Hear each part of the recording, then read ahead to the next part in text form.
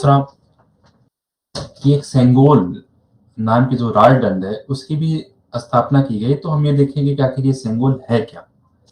इन दोनों की चर्चा के विषय करेंगे कि पुराना संसद का क्या महत्व रह गया है, नया संसद जो बना है इसका क्या महत्व है, और सेंगोल जो कि कहीं ना कहीं ऐतिहासिक पवित्र राजदंड है, इसके बारे में हम काफी चर्चाएं करेंगे। ठीक है। इस मुद्दे में बढ़ने के साथ दूसरा जो हमारा टॉपिक होगा, वो दूसरा टॉपिक ये है कि जो प्रधानमंत्री की फिपिक यात्रा रही है, प्रधानमंत्री जो अभी न्यू पापुआ गिनी में उन्होंने यात्राएं की हैं, उस यात्रा दौरान आपने देखा किस तरीके से प्रधानमंत्री का जो है वहां पे स्वागत किया गया है। ये स्वागत जो है काफी भारत के अंतर्राष्ट्रीय छवि को काफी मजबूती प्रदान करती है, क्योंकि अभी आपने देखा कि किस तरीके से भारत प्रधानमंत्री जापान की यात्रा की, तो क्वाड सम्मेलन में उनसे जो है वहाँ क्वाड के सम्मेलन जो है दक्षिण ऑस्ट्रेलिया में होने वाले थे। हालांकि जापान की यात्रा हिरोशिमा, जब G20 की उस गए थे वो हिरोशिमा के, तो वहां पे आपने देखा कि जब सभी राष्ट्राध्यक्ष मिले तो अमेरिका की राष्ट्रपति ने उनसे ऑटोग्राफ मांगने की कोशिश की कि किस तरह आपका ऑटोग्राफ मिल सकते हैं। हंसी लहजे में थी, लेकिन कहीं ना कहीं वो देश की छवियों को सुधारने का प्रयास करता है। साथ ही साथ अब ये हमारी ये टॉपिक रहेगी। अब हम आते हैं अपने टॉपिक पे, किस तरीके से संविधान द्वारा जो उसके अनुरूप सारी चीजें की गई हैं। तो कहीं ना कहीं एक नए संसद भवन का उद्घाटन किया गया, उसके बारे में चर्चा करेंगे कि क्या है ये संसद भवन, नए क्यों, क्या जरूरत पड़ेगी। ठीक। दरअसल जब देश की राजधानी कलकत्ता से दिल्ली ट्रांसफर की गई थी, कहाँ से आप देखोगे तो ये पॉइंट, उस समय जब कलकत्ता से दिल्ली ट्रांसफर की गई थी, ठीक है, कहाँ से कहाँ, कलकत्ता से कहाँ ट्रांसफर, दिल्ली में। ठीक। तो दिल्ली में जब ट्रांसफर की गई थी राजधानी 1911 में, कब, 1911 में। ठीक। अभी 19 तो जॉर्ज पंचम ने, क्या हुआ था कि जॉर्ज पंचम थे, जॉर्ज पंचम, ठीक, जॉर्ज पंचम ने क्या किया कि दिल्ली में सत्ता जमाई, राजधानी को कलकत्ता से लेकर जो दिल्ली राजधानी बनाई जा रही थी, उस दौरान जॉर्ज पंचम ने लुटियंस और बेकर को जो है कहा कि आप जो है दिल्ली में लगभग इन जगहों पर, कहाँ से, इंडिया गेट से लेकर राजपथ तक ऐसी मुझे भवनें चाहिए जिन पे प्रशासनिक संरचनाओं के अनुरूप चलाया जा सके। तो उसी में से जो है संसद भवन का निर्माण किया गया था। और संसद भवन, जो पुरानी संसद भवन है, उसको 1921 से लेकर 27 के बीच में बनाया गया। ठीक है। और ये 27 में बनकर रेडी हुआ और फिर तब से लोग आज तक चल रही थी। लेकिन 28 मई के बाद से नए संसद भवन के उद्घाटन हो गए। ठीक। तो इस नए संसद भवन में क्या है खासियत, उसके बारे में देखेंगे। तो नया संसद जो बना है, तो उसके पहले महत्व के बारे में देख लेते हैं कि क्या है इसका महत्व। आखिर पुराने संसद से इतना अलग क्यों, क्योंकि आपको पता है कि आने वाले समय में सांसदों की संख्याएं बढ़ेंगी, क्योंकि लगातार जनसंख्या बढ़े तो कहीं ना कहीं एक टाइम आएगा कि ऐसे कि एक समय बाद सांसदों की संख्या बढ़ेगी। तो उसके अनुरूप वो चीजें हैं या नहीं, उस पर बात, तो इसलिए जो नया हमारा संसद भवन है वो काफी रोचकता जो है हो जाती है। नए संसद भवन में सबसे बड़ी बात क्या है कि स्थान, जो रिक्तियों की पूर्ति होगी उसकी पूरी कर ली जाए, क्योंकि जो पुराना संसद भवन है कहीं ना कहीं इतना छोटा है कि उसमें ज्यादा मतलब लोग आ नहीं सकते, इसलिए क्या होगी अधिकांश, अब इसमें जो नए संसद भवन भवन है इसमें लगभग हमारे 888 जो है लोकसभा के सदस्य बैठ सकते हैं और 384 हमारे राज्यसभा के सदस्य उसमें बैठ सकते हैं। दूसरी बात यह है कि सुरक्षा के दृष्टिकोण से काफी महत्वपूर्ण हो जाता है। किसके दृष्टिकोण से, तो हम जब बात करेंगे यहाँ पे सुरक्षा के दृष्टिकोण से, क्या पॉइंट है हमारा, सुरक्षा के दृष्टिकोण से काफी जो है ये महत्वपूर्ण रखता है। ठीक।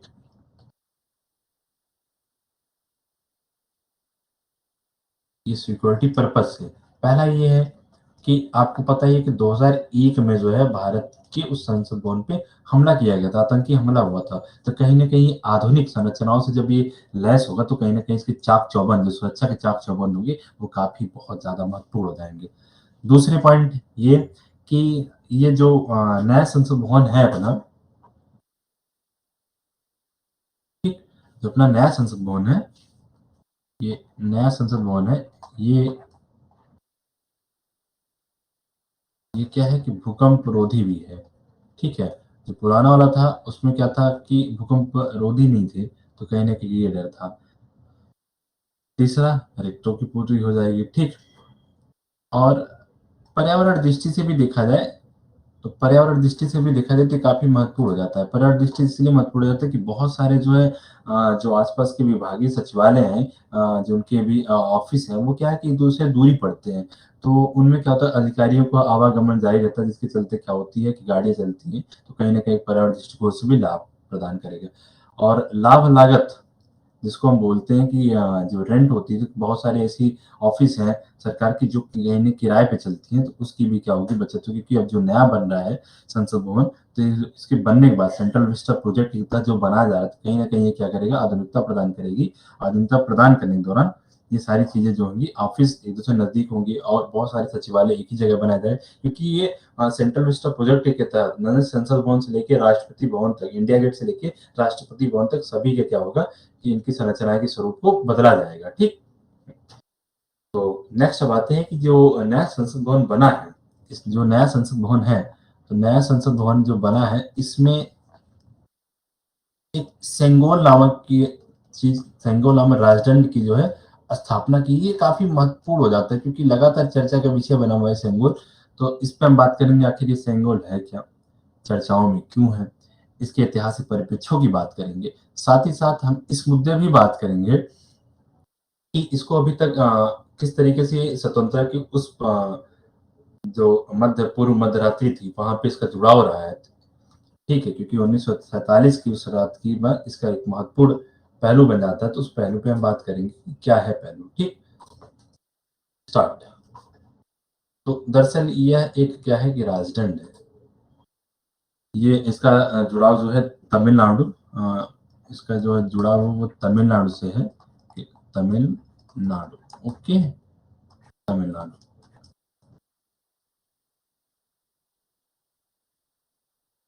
तमिलनाडु।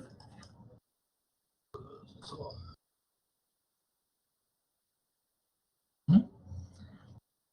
तमिलनाडु से है, तो तमिलनाडु में क्या होता था कि पहले की इसके ऐतिहासिक परिप्रेक्ष्य की बात करें, सेंगोल क्या है? इसी में सेंगोल दरअसल एक राजदंड है।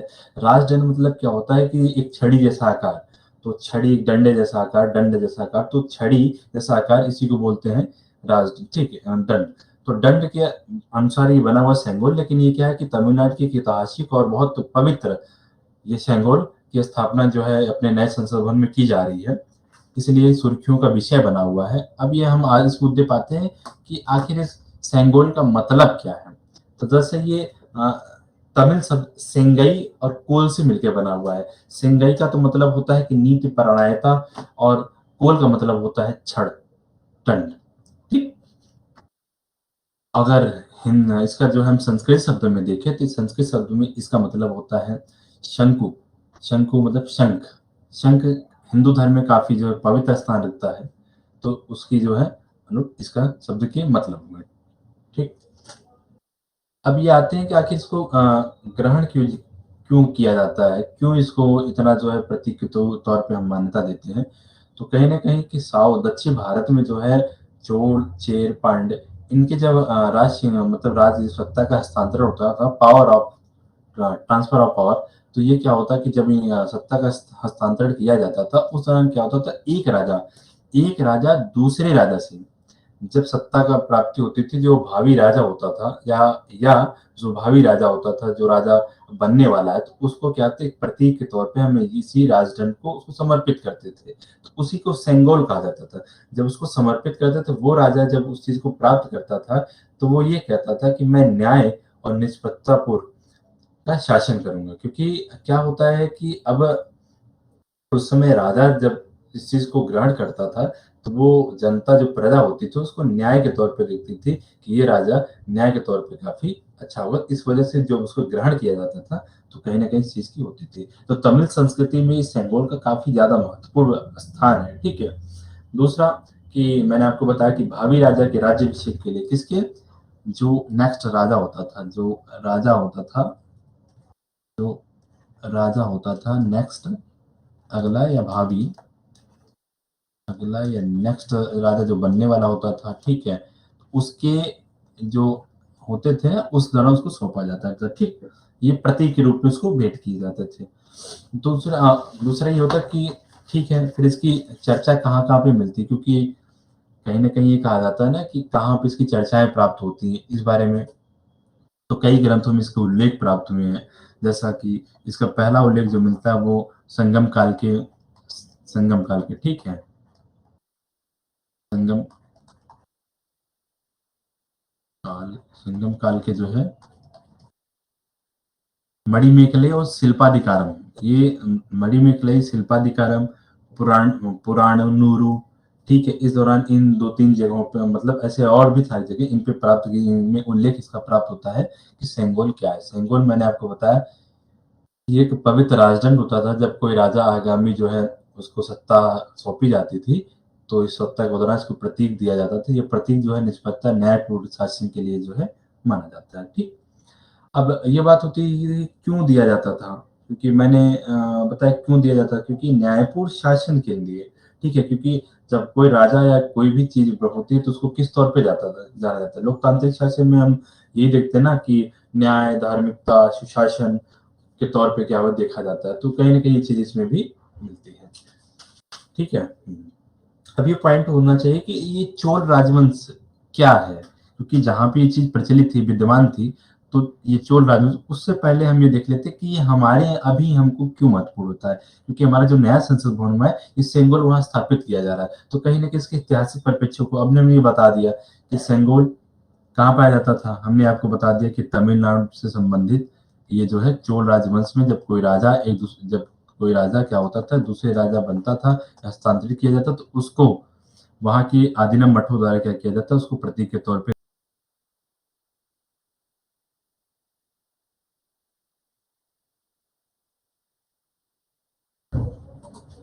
हुँ,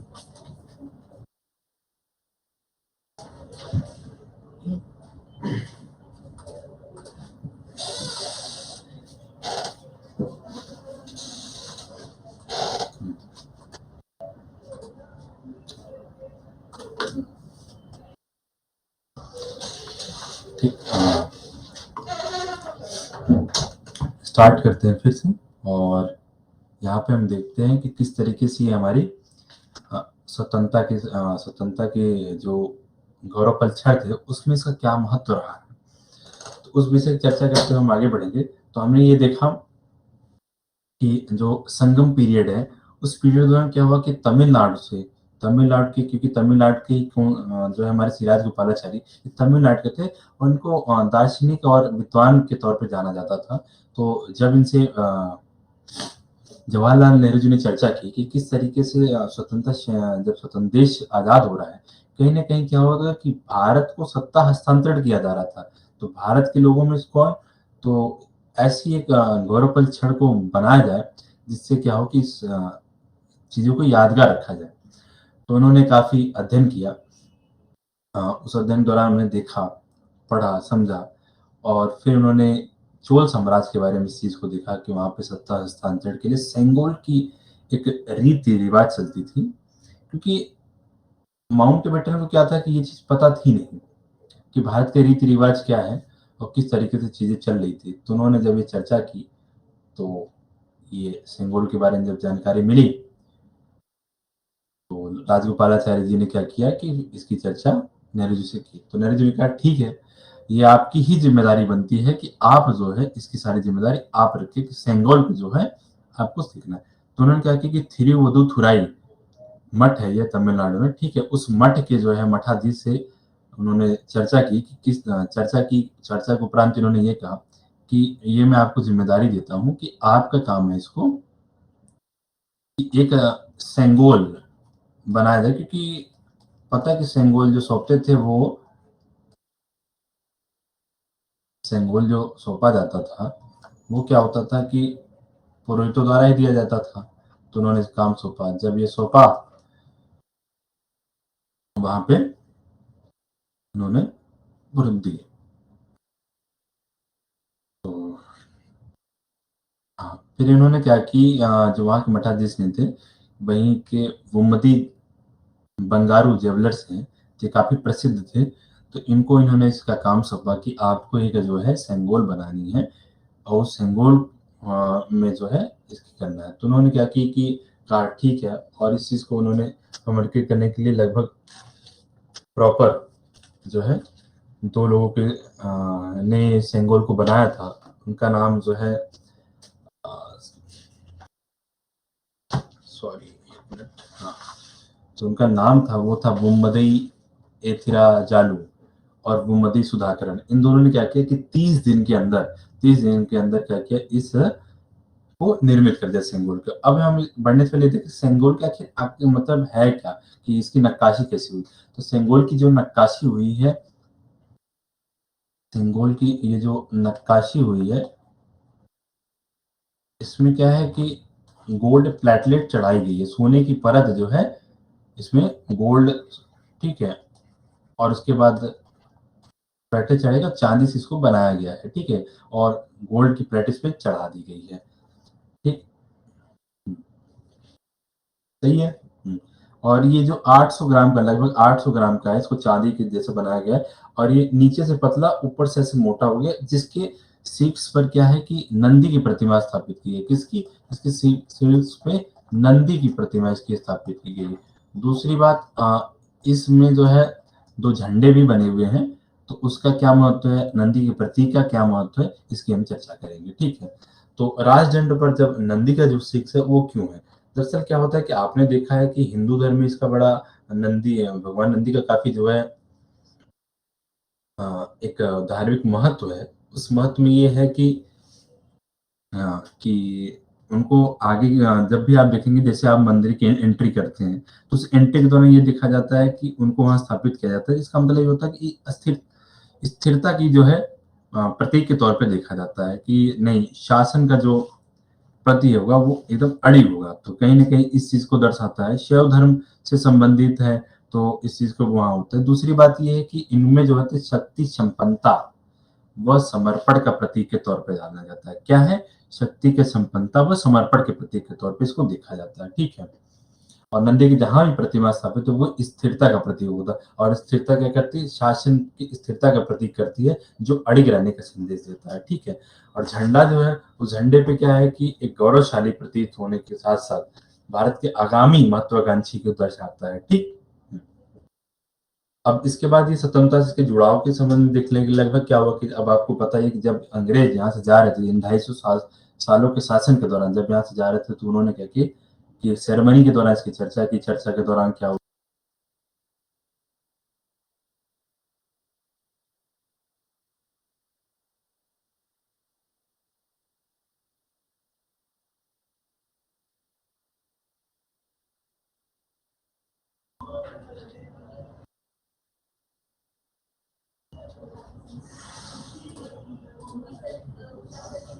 ठीक। वीडियो वीडियो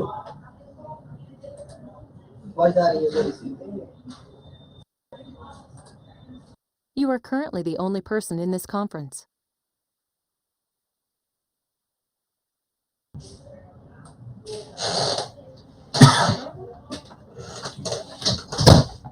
तो क्या हुई कि इसकी सेंगोल को नक्काशीदार किया गया, ठीक है। अब ये होती है कि अब क्यों दिया जाता है किसी राजा को, क्यों दिया जाता है? तो जिस तरह से क्या होता है कि शासक को सौंपा जाता है, तो वो क्या है कि निष्पक्ष और न्यायपूर्ण शासन का जो है ये प्रतीक के तौर पे देखा जाता है, इसलिए।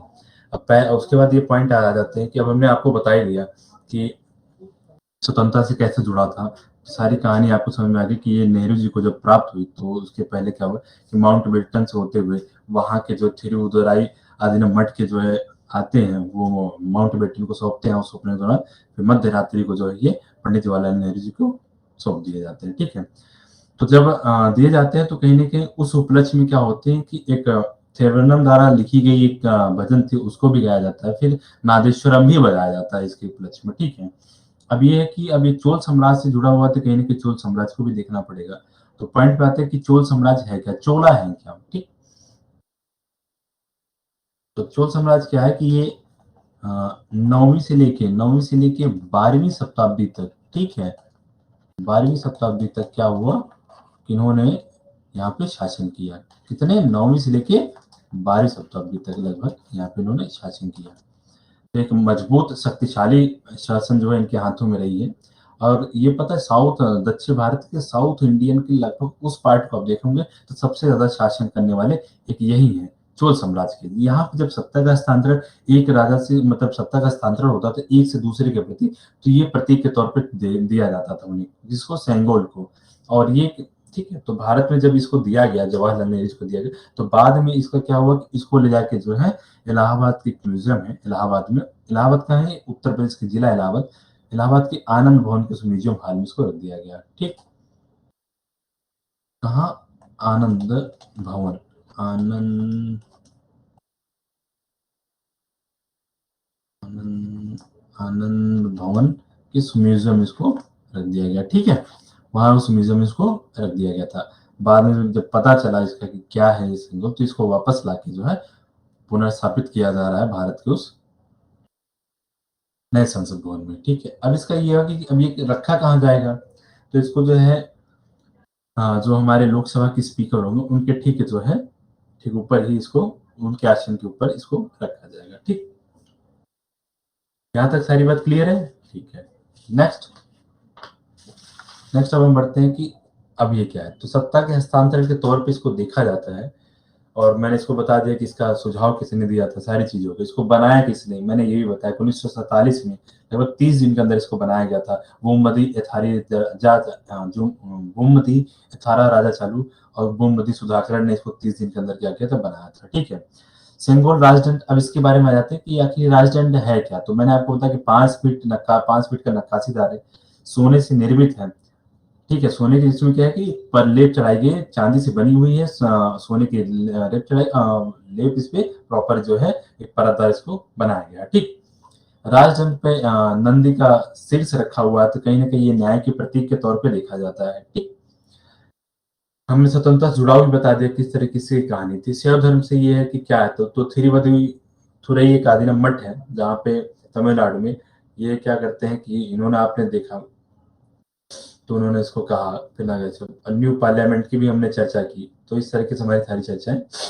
ठीक, तो ये हमारा सेंगोल नए संसद भवन, पुराने संसद भवन की जो है क्या किया जाएगा, तो इस पॉइंट पे पुराने संसद भवन को क्या है कि म्यूजियम के तौर पे उसको जो है तब्दील कर दिया जाएगा, क्योंकि कहीं ना कहीं क्या है कि वो हमारे बदलते भारत को देखा है, इन 75 सालों का जो आकार भारत ने लिया है विश्व के सामने, तो कहीं ना कहीं उसको बदलते आकार को देखा है, तो इसलिए उसको क्या करें म्यूजियम में रखेंगे। तो हमने क्या क्या पढ़ा, तो उस पॉइंट पे बात चर्चा कर लेते हैं, फिर आगे बढ़ते हैं। ठीक, तो हमने जो पढ़ा वो ये था कि नया संसद भवन आखिर स्थापना क्यों गई, तो हमने बताया नया संसद भवन उद्घाटन किया गया कब, 28 मई को। ठीक है, और इसके उद्घाटन के दौरान अभी इसमें लागत खर्च कितने हैं, इसको बनाया कि इसका महत्व क्या है, तो लगभग इसमें 913 करोड़ रुपए की खर्च बताए जा रहे हैं। और इसमें यह है कि सीटों की रिक्तियों की पूर्ति की जाएगी, क्योंकि पहले क्या होता था सीट कम होते थे, अब सांसदों की जब संख्या बढ़ेगी तो कहीं ना कहीं ये सही होगा। 888 इसमें सीटें हैं लोकसभा सीटों के लिए, और राज्यसभा के लिए 384। ठीक है, इसको किस कंपनी द्वारा जो प्रोजेक्ट किया गया था, इसको दिया गया था, तो कहीं ना कहीं टाटा ग्रुप ने इसको मॉडिफाई सब कुछ इसको बनाया हुआ है। ठीक, दूसरा पॉइंट ये है कि पुराने जो हमारा था, वो पुराना जो हमारा संसद भवन कब बनाया गया, तो वो 1921 से लेकर 1927 के बीच बनाया गया था। ठीक है, जॉर्ज पंचम जब दिल्ली राजधानी बन रही थी कलकत्ता से, तो जॉर्ज पंचम के आदेश पे एडिवन लुटियंस और बेकर ने, इन दोनों ने मिलकर क्या की थी कि दिल्ली में यहाँ पे इन सारी जगहों पे धीरे धीरे इन्होंने निर्माण किया, आर्किटेक्चर की, और ये जब से निर्मित हुए 1921 से लेकर 1927 के बीच में पुराने संसद भवन में, अब नए पुराने संसद भवन तो इसको निर्माण किया गया था। ठीक, नए संसद भवन के बारे में होगी, पुराने संसद के बारे में होगी। दूसरा ये कि सेंगोल की स्थापना की, तो सेंगोल क्या है, तो सेंगोल एक राजदंड है जो तमिलनाडु के ऐतिहासिक व पवित्र राजदंड से जुड़ा हुआ है। तो तमिलनाडु में क्या होता था कि उधर साउथ में जितने भी राजा की जो भावी राजा होते थे, उनकी जब सत्ता हस्तांतरण किया जाता था तो इसको प्रतीक के तौर पे दिया जाता था। ठीक है, इसके शब्दों पे हमने चर्चा की कि आखिर ये सेंगोल है क्या, तो सेंगोल एक सेम्मई जो तमिल शब्द है उस सेम्मई से बना हुआ है, और कोल से, सेम्मई का अर्थ होता है नीति परायणता, और कोल का अर्थ होता है क्षण दंड। ठीक, अगर इसकी संस्कृति शब्दों को देखें तो संस्कृत शब्द में क्या होता है कि इस चीज को कोल का, संस्कृत शब्द में सॉरी इसको शंकु कहा जाता है। शंकु जो शंख होता है उसके जो कि हिंदू धर्म में काफी पवित्र माना जाता है उससे संबंधित है। ठीक, ग्रहण किस लिए किया जाता था इस पे चर्चा हुई। तो तमिल संस्कृति में सेंगोर के काफी महत्वपूर्ण योगदान है। ठीक, और ये राजाओं को इसलिए दिया जाता था कि राजा को निष्पक्ष व न्यायपूर्ण शासन कर सके, इसलिए, और धार्मिक तटस्थ हो, सुशासन एक अच्छा हो, इस तौर पे राजा को क्या होता है, प्रतीक के तौर पे दिया जाता था इसको। ठीक, दूसरा ये कि इसका उल्लेख कहाँ है, तो ये संगम पीरियड में, जैसा कि मैंने आपको बताया था, संगम पीरियड में जो है इसका जो संगम काल की शिल्पाधिकारम मणिमेखलाई, इन सब पुस्तकों में क्या है, इन सब धार्मिक ग्रंथों में इसका उल्लेख है। ठीक, तो यहाँ तक पढ़ते हैं, ये हमारा हो गया इसका टॉपिक। ठीक, कल से फिर हम नए टॉपिक पे आते हैं, पढ़ते हैं, तब तक के लिए सॉरी एक हमारा दूसरा टॉपिक है उसको, तो फिपिक के बारे में देख लेते हैं। क्या है फिपिक? दरअसल वहां पे प्रधानमंत्री का बड़ा जोरदार स्वागत हुआ पापुआ न्यू गिनी में। कहाँ पर, किस देश में? पापुआ न्यू गिनी देश है, ये जो है प्रशांत महासागर के पास है। तो प्रशांत महासागर के पास पापुआ न्यू गिनी एक छोटा सा देश है और सब द्वीप में मिला के। उस देश पे क्या है कि फिपिक की जो है तीसरी बैठक थी, शिखर सम्मेलन था। उस शिखर सम्मेलन जो है प्रधानमंत्री ने भाग लिया। आखिर ये फिपिक की स्थापना क्यों की गई, क्या कारण है? तो फिपिक की जो है नवंबर 2014 में प्रधानमंत्री के फिजी यात्रा के दौरान इसका निर्माण किया गया था। वो निर्माण इसलिए किया गया था, पीआईसी, ये प्रशांत द्वीप समूह जो है, पीआईसी जो है ये प्रशांत द्वीप समूह है, लगभग में 14 से 15 देश आते हैं। इन 15 देशों की सुरक्षा, सहायता व स्वास्थ्य संबंधी जो है जरूरतों को पूरा करने के लिए, ऊर्जा जरूरतों को पूरा करने, जलवायु समझौते को करने के लिए इस पे चर्चा की जाएगी, किस तरीके से इन देशों के साथ अपने सहयोग संबंध बढ़ाए जाए। ये दक्षिण से दक्षिण सहयोग है, एक टैक्स पॉलिसी के तहत जो है इसको उस तरह से देखा जा रहा है। ठीक है, तो ये फिपी की जब स्थापना की गई तो 2014 में इसकी जो है स्थापना की गई थी। ठीक, फिपिक का क्या हुआ, 2014 में इसकी स्थापना की गई। अब ये देखा जाता है कि ये फिपिक है क्या, इसके बारे में एक बार देख लेते हैं कि फिपिक क्या है, और फिर उसके बाद हम आगे बढ़ते हैं इसके पॉइंट पर। ठीक है, तो हमने बता दिया कि चर्चा का विषय क्यों रहा, चर्चा का विषय यूं रहा कि प्रधानमंत्री क्या हुए कि अभी फिपिक की यात्रा पर थे, जहां वहां के राष्ट्राध्यक्ष ने उनका पैर छूकर जो है आशीर्वाद किया। कहीं ना कहीं भारत की अंतर्राष्ट्रीय छवियों को दर्शाता कि भारत की अंतर्राष्ट्रीय छवि किस तरीके से जो है इतने अपने चरमोत्कर्ष पे जा रही है। ठीक, तो प्रधानमंत्री ने वहां के तीसरे शिखर सम्मेलन का भाग लिया। अब ये कि फिपिक है क्या, तो कहीं ना कहीं इसको क्या हुआ कि 2014 में, ठीक, क्या हुआ कि 2014 में इसको जो है बनाया गया था। 2014 में एक फिजी यात्रा के दौरान इसको निर्माण किया गया था। इसके 2 सम्मेलन पहले ही हो चुके थे, इसका तीसरा सम्मेलन प्रधानमंत्री हालिया में इसको के साथ किया। ठीक है, फिपिक, ठीक, 2014 नवंबर, ठीक, इसको लॉन्च किया गया था। ठीक है, इसको किसे देखते हैं तो हमारा क्या है, एक्ट ईस्ट पॉलिसी के तहत इसको हम देखते हैं। ठीक, तीसरे पॉइंट पे, तीसरा पॉइंट ये है कि ये भारत के दक्षिण सहयोग को जो है बढ़ावा देता है।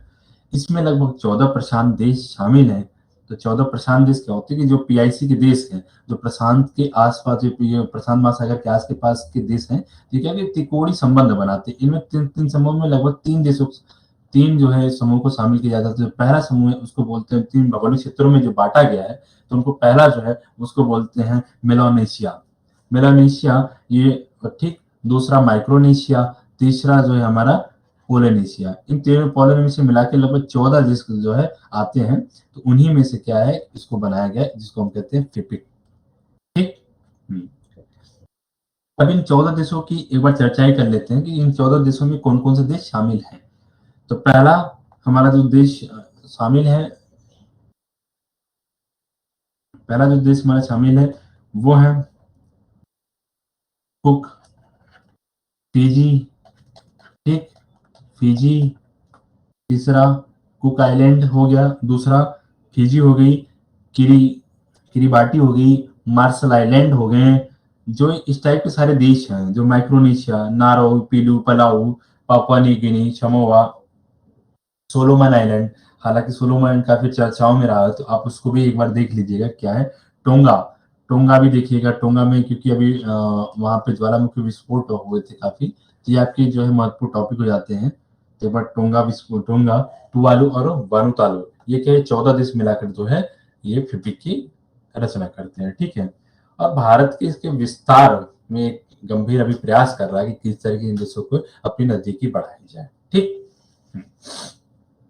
दूसरा ये है कि इस शिखर सम्मेलन में चर्चाओं का विषय क्या रहा है, इस पॉइंट पे बात कर लेते हैं, ठीक है। तो चर्चाओं के विषय में जब बात करते हैं तो ये है कि किस तरीके से ये हमारे एक्ट ईस्ट पॉलिसी के तहत जो चर्चा हुई वो 12 बिंदुओं पर चर्चा हुई। किस 12 बिंदुओं पर चर्चा हुई? लगभग इन 12 बिंदुओं पे हमने वहां पे शिखर सम्मेलन में 12 पॉइंट पर हमने क्या की, चर्चा की, ठीक। पहली चर्चा ये रही कि किस तरीके से हम वहाँ की नवीकरणीय ऊर्जा को बढ़ावा देंगे, रिन्यूएबल एनर्जी को किस तरीके से हम वहाँ प्रमोट करेंगे, इस पे हमारी चर्चा रही। दूसरी हमारी जो चर्चा का विषय ये रहा कि किस तरह की गरीबी, अकाल जैसे, क्योंकि ये छोटे देश क्या है कहीं ना कहीं समस्याओं से ग्रसित है, तो उनको किस तरीके से दूरी की जाए इसके बारे में। प्लस जलवायु परिवर्तन, क्योंकि प्रशांत महासागर पे अवस्थिति होने के कारण ये क्या है कि गंभीर जलवायु परिमाणों से ये गुजर रहे हैं, तो कहीं ना कहीं उस चीज को दूर किया जाए कि क्लाइमेट चेंज लगातार क्या कर रहा है, इन एरियाज को जो है इफेक्ट कर रहा है, तो कहीं ना कहीं इस चीज को दूर किया जाए, इस पे हमारी चर्चा हो। साथ ही साथ भारत एक फार्मा आपूर्ति, मतलब जानते हैं कि दवाओं के क्षेत्र में विश्व में कीर्तिमान एक स्थापित कर रहा है, तो कहीं ना कहीं देशों की किस मदद की जाए उस पर भी चर्चाएं हो, ठीक है। और यहाँ भारत अपना व्यापार केंद्र खोलने जा रहा है, तो उस केंद्र के माध्यम से लगभग सारे देशों की मदद की जाए। एयर एम्बुलेंस की बात की गई, इन देशों को जोड़ा जाएगा, साथ ही साथ इनको एम्बुलेंस प्रोवाइड कराई जाएगी, प्रौद्योगिकी डिजिटल कनेक्टिविटी की चीजों को इनको कनेक्ट किया जाए, किस तरीके इनको जोड़ा जाए, इन सारे पे बातचीत। साथ ही साथ भारत यहाँ पे एक अंतरिक्ष प्रौद्योगिकी में सहयोग के लिए भी बात की है कि इन देशों को अंतरिक्ष प्रौद्योगिकी सहयोग को भी बढ़ावा दिया जाएगा, ठीक।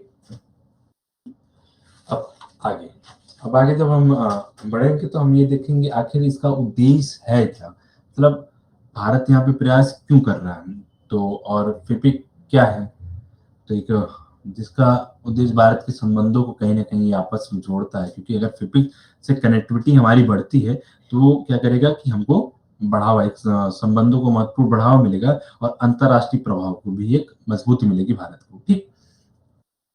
यहाँ पे जो सारी चीजें हैं, पहला ये है कि हाँ यहाँ एक व्यापार है केंद्र की स्थापना की जाएगी। दूसरा किस चीज की स्थापना की जाएगी, एक मिनट इसको लिख देते हैं, ठीक। एक व्यापार केंद्र की स्थापना की जाएगी, ठीक है। व्यापार केंद्र की स्थापना, ठीक, व्यापार केंद्र की स्थापना की जाएगी।